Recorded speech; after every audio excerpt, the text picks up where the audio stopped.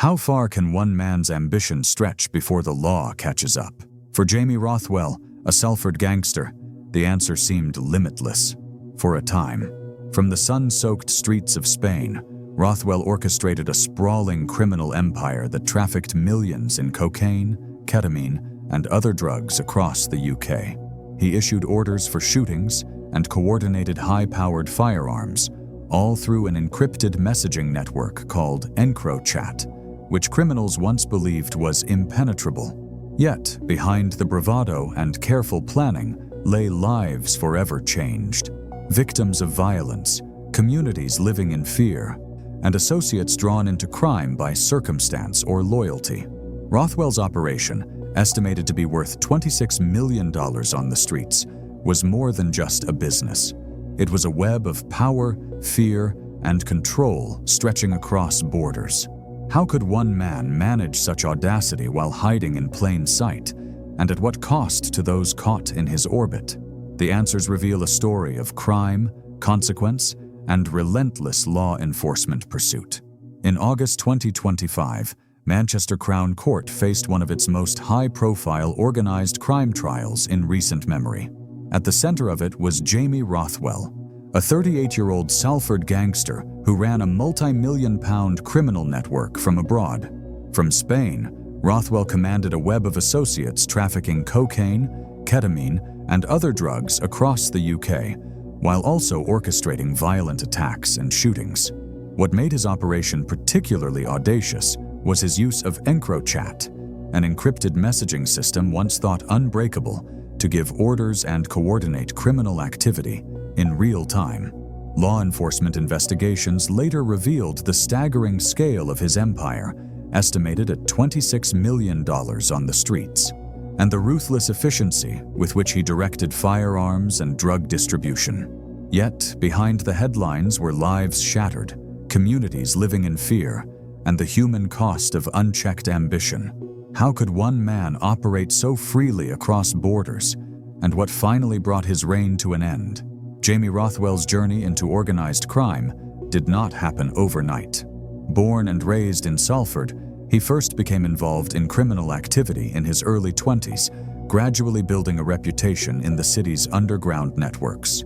By the mid-2010s, Rothwell had emerged as a prominent figure in the bitter and violent feud between two rival gangs known as the A-Team and the Anti-A-Team. Between 2014 and 2019, Salford's streets were tense, with conflicts over territory, drug distribution, and personal vendettas driving a cycle of retaliation.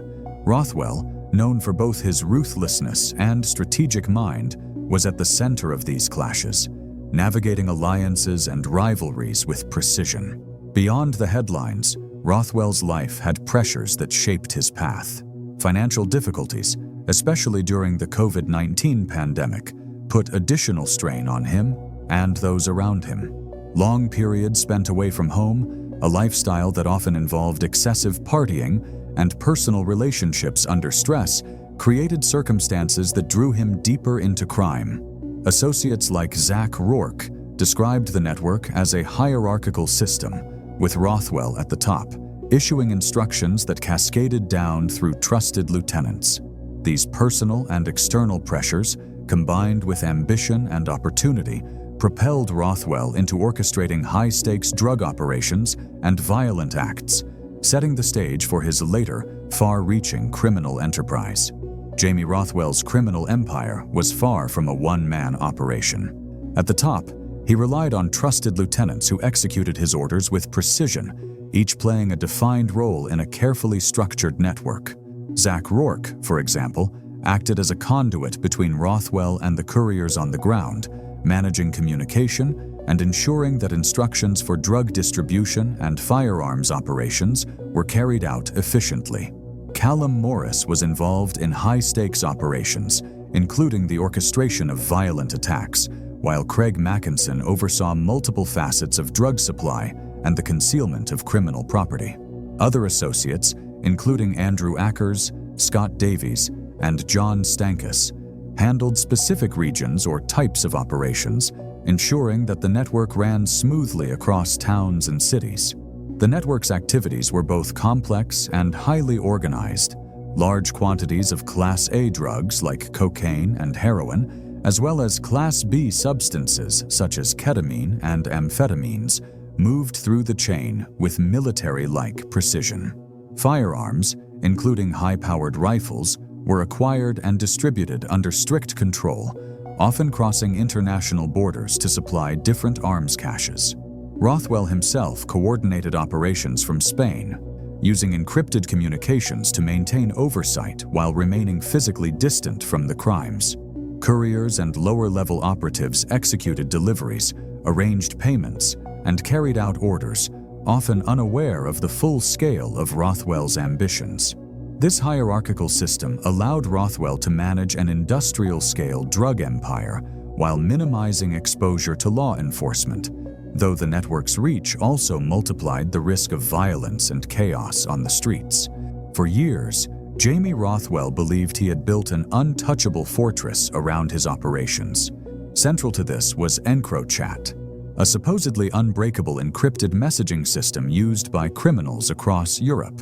EncroChat devices promised complete anonymity, a digital sanctuary where messages would vanish after being sent. For Rothwell, it was the perfect tool to coordinate his drug shipments, firearms movements, and violent attacks without fear of detection. But no system is flawless. Law enforcement launched Operation Venetic, a meticulously planned infiltration that cracked EncroChat from the inside. Suddenly, messages once thought invincible were laid bare. Every plan, every instruction, every shipment. Rothwell's empire was exposed in unprecedented detail. Investigators could trace the flow of cocaine, ketamine, and heroin, map firearms distribution, and identify his network of associates across the UK and Spain. Rothwell had thought Spain would shield him from prosecution, yet the messages told a different story. Each text, each command, betrayed the reach and audacity of his operations. What once seemed like invisible control turned into a digital trail of evidence, revealing the inner workings of an industrial-scale criminal empire. The breakthrough didn't just crack a device, it cracked the illusion of security Rothwell had relied on for years. It was a turning point, one that would ultimately dismantle the network he had spent a decade building. Jamie Rothwell's criminal empire wasn't just about moving drugs or sending encrypted messages. It was violent, audacious, and left real human consequences in its wake. One of the most shocking incidents was the Warrington shooting, orchestrated entirely through EncroChat. From hundreds of miles away, Rothwell issued instructions, coordinating his associates with chilling precision. The attack wasn't random. It was a calculated message to rivals, a display of power that terrorized the local community. Beyond the shootings, Rothwell's drug operations were massive. Cocaine, ketamine, and heroin flowed through his network on an industrial scale. Investigators estimated the street value of his cocaine empire alone at $26 million, a staggering figure that highlighted the scope and sophistication of his enterprise. Drugs moved across counties and even national borders, coordinated with military-style planning and ruthless enforcement to protect profits. Yet the human cost was undeniable. Communities lived under fear, families dealt with life-changing injuries, and countless lives were touched by addiction and violence. Each shipment, each attack, was more than a statistic. It was a story of real suffering and chaos. Rothwell's ambition didn't just fill his pockets. It disrupted streets, shattered families, and left a trail of trauma in its wake. Even as authorities pieced together his operations, the scale and audacity of Rothwell's crimes stunned investigators. The Warrington shooting and the multi-million-pound drug empire weren't isolated events. They were chapters in a relentless pursuit of power. Behind the money and the messages lay a harsh reality. A city and its people caught in the crossfire of an organized crime machine that seemed unstoppable. The question lingered in every police briefing and court document. How far would Rothwell go before the law finally caught up? The fall of Jamie Rothwell and his network was as dramatic as their rise. For years, Rothwell believed he could evade justice by operating from Spain, while his associates spread across the Netherlands and the UK. But international law enforcement coordination was relentless. Through intelligence sharing and targeted surveillance, authorities closed in, culminating in Rothwell's arrest abroad and the swift initiation of extradition proceedings. He was brought back to the UK to face the full weight of the law, ending years of uncertainty for the communities he terrorized. Rothwell's trial at Manchester Crown Court was high profile, with prosecutors detailing the full scale of his criminal enterprise. The evidence, particularly intercepted EncroChat messages, painted a picture of a meticulously organized operation responsible for shootings, drug trafficking worth millions, and widespread fear. In the courtroom, jurors heard how his associates, Zach Rourke, Callum Morris, and Craig Mackinson, played key roles, from logistics to violent enforcement. The verdicts reflected their involvement. Rothwell received a 43-year sentence, while his closest lieutenants faced substantial prison terms, collectively dismantling the network and sending a clear message about the consequences of organized crime. Law enforcement spoke openly about the operation's success. Detective Sergeant Colin Shackleton described it as a landmark achievement in tackling organized crime, highlighting the use of international collaboration and technological breakthroughs. The National Crime Agency emphasized the dismantling of an industrial-scale drug empire, while the Crown Prosecution Service called the outcome a demonstration that no distance or encrypted device could shield criminals from accountability. For the public, the convictions were both a relief and a stark reminder of the violence and disruption caused by Rothwell's network. Streets that had been shadowed by fear began to feel safer, and communities affected by shootings and drug distribution could finally see justice served. The sentences not only punished the perpetrators, but also underscored the determination of law enforcement to confront organized crime at every level, leaving Rothwell's empire in ruins and a lasting imprint on the UK criminal landscape. Behind the headlines of raids, arrests, and long prison sentences lies a deeper, more human story. Jamie Rothwell's empire may have been dismantled, but the ripple effects touched hundreds of lives, many of them young men who had found themselves pulled into a world of crime, not out of desire, but out of necessity. For some, financial hardship was the starting point. Families struggling to make ends meet found themselves tempted by the promise of quick money, unknowingly stepping into a network that operated on violence, intimidation, and loyalty above all else. The COVID-19 pandemic only intensified these pressures. Lockdowns and economic uncertainty forced many to seek alternative income streams, and the shadow of Rothwell's organization offered a dangerous solution. Courtroom testimony revealed the human side of this criminal web. Associates spoke of debts, threats, and the constant fear that came with being involved in drug distribution and firearms.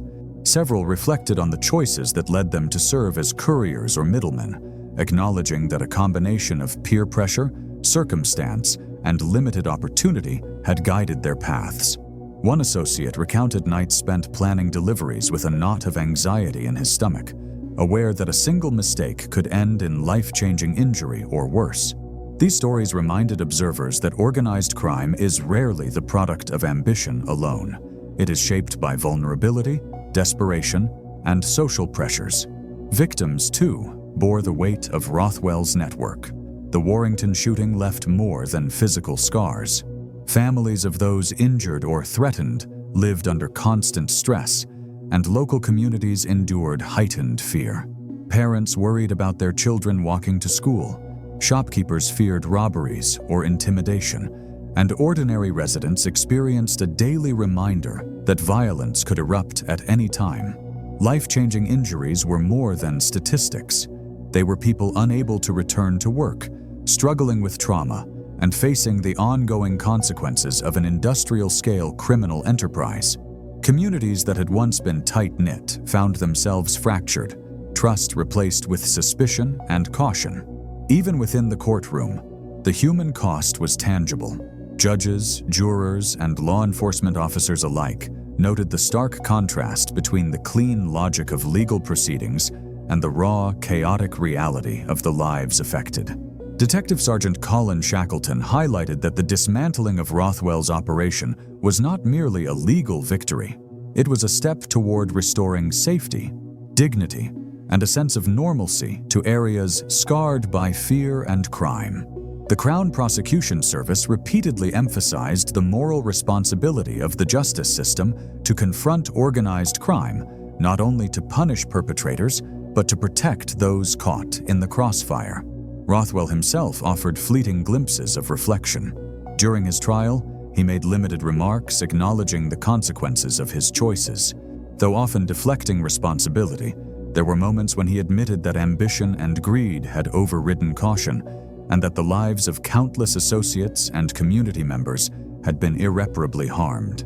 His case serves as a cautionary tale. Even the most sophisticated networks, operating with encrypted communications and international reach, cannot erase the human consequences of crime. Each decision carried weight beyond profit, affecting the people who, willingly or unwillingly, became entangled in the operation. Experts in rehabilitation stress that while the prison sentences are long, they present an opportunity for reflection and reform. Some of Rothwell's younger associates, when offered counseling and educational programs, expressed a desire to leave crime behind and build legitimate futures. These programs, combined with structured support, offer a path for breaking cycles of criminal behavior that often persist in vulnerable communities. Courts have begun emphasizing rehabilitation alongside punishment, recognizing that addressing the root causes, poverty, lack of opportunity, and social pressures is essential to preventing future generations from repeating the same mistakes. Perhaps the most profound aspect of Rothwell's story is the reminder that behind every high-profile criminal empire are ordinary human beings, those who enforce its rules, those who suffer from its violence, and those who are drawn in by circumstance. Each life affected tells a story of regret, resilience, or survival. Families mourn the loss of loved ones, young men contemplate the choices that led them to prison, and communities learn to rebuild trust in the face of fear. Crime is often portrayed in statistics and sensational headlines, but its true impact is measured in the quiet, personal moments of fear, pain, and reflection. As we reflect on this chapter of organized crime in Salford and beyond, it becomes clear that the human cost extends far beyond prison cells.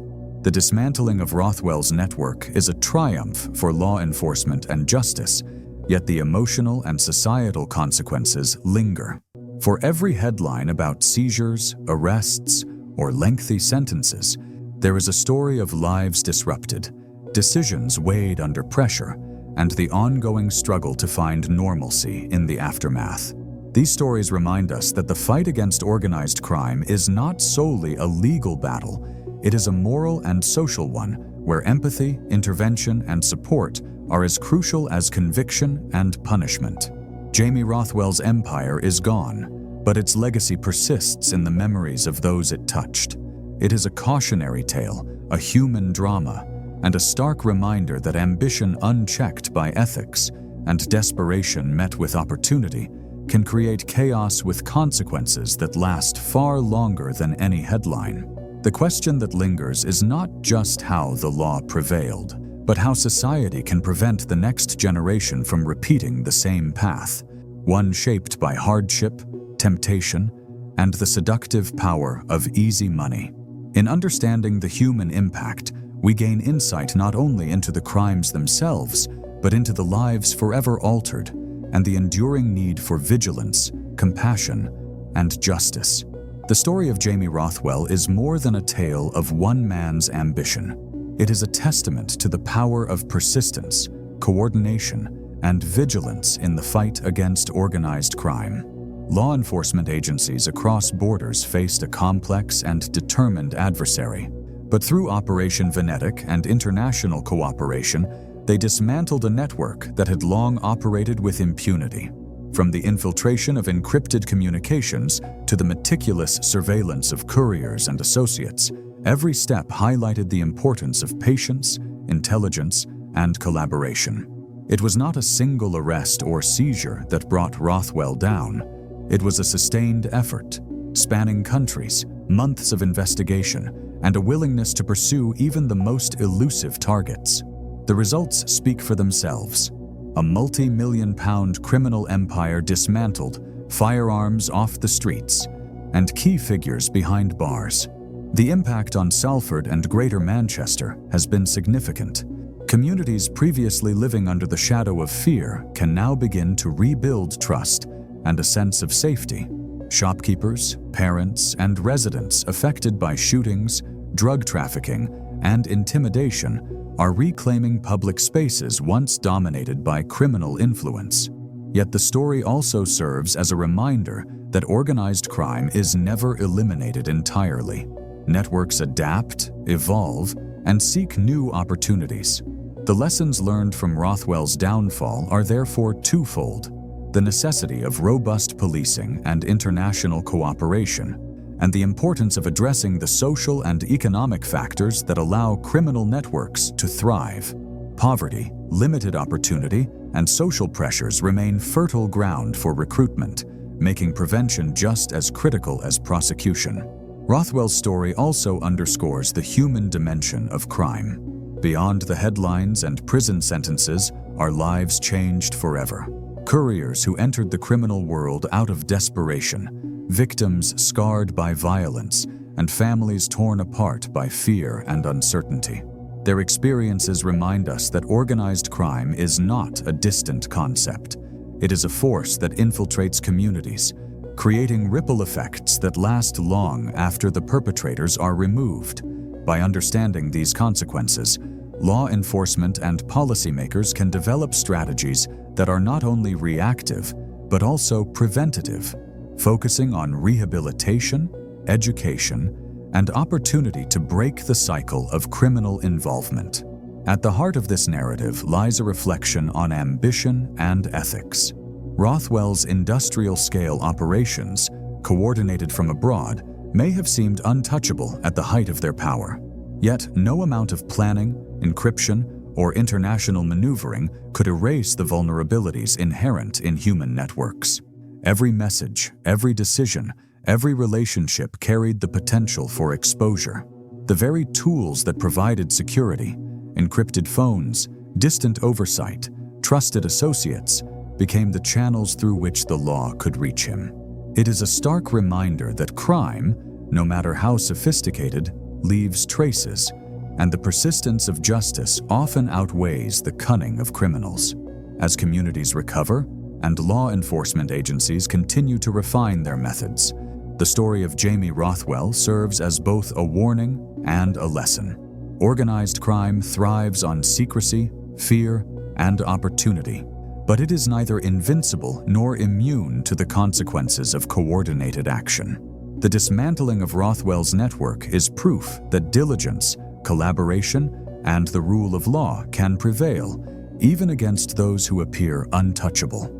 Yet it also challenges society to remain vigilant, addressing not only the crimes themselves, but the conditions that allow them to take root. In reflecting on the rise and fall of Jamie Rothwell, one question remains: how can communities, law enforcement, and society as a whole work together to prevent the next empire from taking shape, ensuring that ambition and desperation do not once again collide with devastating consequences? It is a question without an easy answer, but it is one that must be asked if the lessons of Salford and Greater Manchester are to endure. The fight against organized crime is ongoing, but with awareness, resilience, and cooperation, the human and societal cost can be mitigated, and a safer, more secure future can emerge. Rothwell may have fallen, his empire dismantled, and his associates imprisoned, but the story leaves a lasting imprint, a reminder of the persistence required to confront crime, the human cost that cannot be ignored, and the continuing responsibility of society to ensure that lessons learned translate into meaningful action. Justice, vigilance, and the pursuit of safer communities remain the ultimate response to the chaos once orchestrated from the shadows.